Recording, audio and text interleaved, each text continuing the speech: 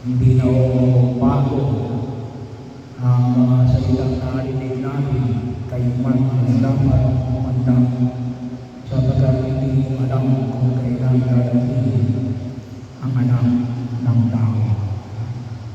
Kaya nga, isa ko sa mga pag-aanda natin ay marami tayong magpasalamat.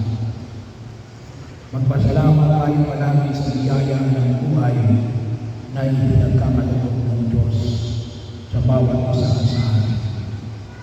Magpasalamat tayo sa buhay na ipinagkaloob ng Diyos kay Samuel na naging bahagi ng inyong buhay. Kaya napakahalaga palagi natin. Sana pagkagising natin sa umaga ay tayo ay makapagdasal, makapagpapasalamat kahit na magandanda tayo ng krus. Sabihin natin, Lord, salamat sa biyaya ng buhay. Ang ganun din natin alam, bahagi yun na kung saan ay makita natin yung panahon na ipinagkakaloob sa ating ng Diyos.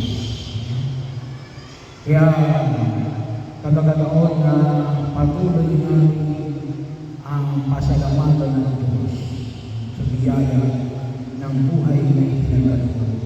At ganoon din sa buhay na ipinagkaloob ko siyang bagamat para sa tingin namin ay napakaikli ng panahon na ipinagkaloob sa Kanya. Pero wala tayong magagawa. Tayo ay bigyan na ng babala ng Jesus. Sabi na, hindi natin alam kung kailan darating ang magnanakaw. Iba't ibang dahilan ang nagsasabi ng kamakayan ng tao. Pangalawa ay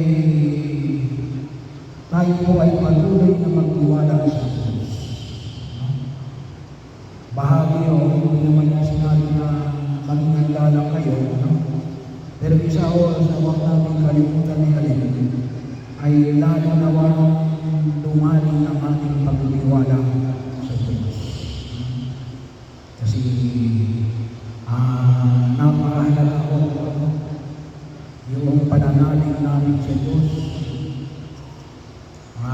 Alam naman natin yung sitwasyon, yung mga naiwanan, asawa, mga anak, mga bata. Pero pagkakataon na nawa ko ay pagtibayan natin yung ating pananalig sa Diyos. Nalay, hindi tayo pababayaan ng Diyos. Hindi pababayaan mo namatay kasi pinangako ng Diyos ang buhay na walang hanggan sa mga nananalig sa Kanya. At ipinangako din sa atin natin na hindi tayo pababayaan ng Diyos na yung panahon ng muling pagkabuhay ng Jesus. Nangangako siya na tayo muling bumuhay doon sa kabilang buhay na siya talagang pagpapungan natin at bibigyan tayo ng lakas na harapin ang hamon ng daigdig na ito. Lalo-lalo na sa ating mga panalangin. Alam nyo, sabi ko nga, sa panahon ng aking assignment dito, ang pinagsusumikapan ko na magkaroon ng misa every Saturday. Kasi doon sa Galala, may misa tayo doon, yung Sabado ng hapon. Tuwing alas 4, pinagsusumikapan natin na makapagdasal tayo. Kasi alam ko naman, napakalayo para pumunta kayo dito sa bayan. Pero yun naman, yung pagtitiwala ay pinagkakaloon ng Diyos. Yung niya tayo pababayaan. At pangatlo ay ang elemento ng pagpapatawad. So, hindi naman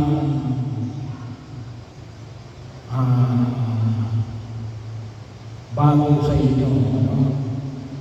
Pero napakahalaga yung pagpapatawad.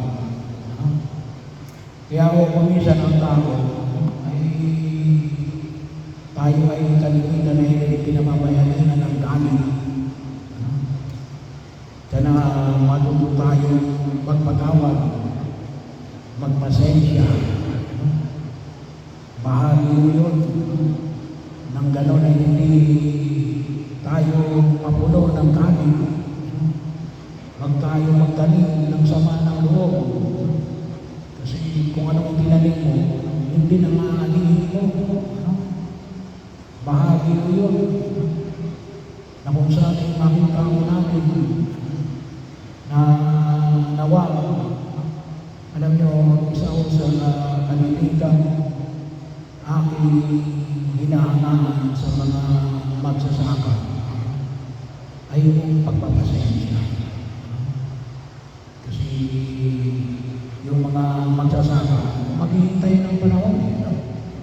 Hindi mo katulad sa mga